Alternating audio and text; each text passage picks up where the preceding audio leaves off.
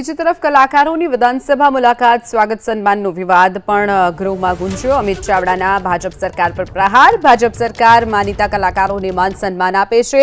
કલાકારોને બોલાવી સન્માનમાં ભેદભાવ ન થયો હોવાનું પણ તેમણે જણાવ્યું। ચોક્કસ વિસ્તાર અને જ્ઞાતિના કલાકારોને સમાવાયા નહીં।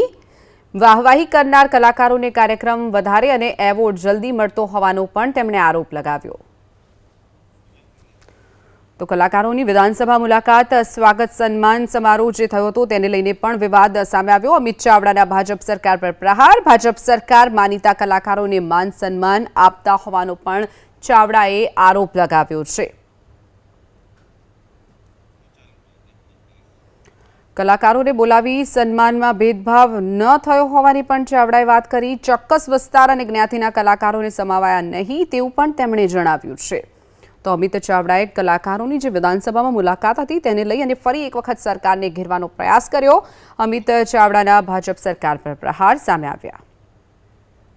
गुजरातना नामी कलाकारों विक्रम ठाकुर अनेक लोगों द्वारा आक्षेप करवामां आव्यो के माहिती विभाग द्वारा अने सरकार द्वारा एमनी साथे पण भेदभाव थाय छे।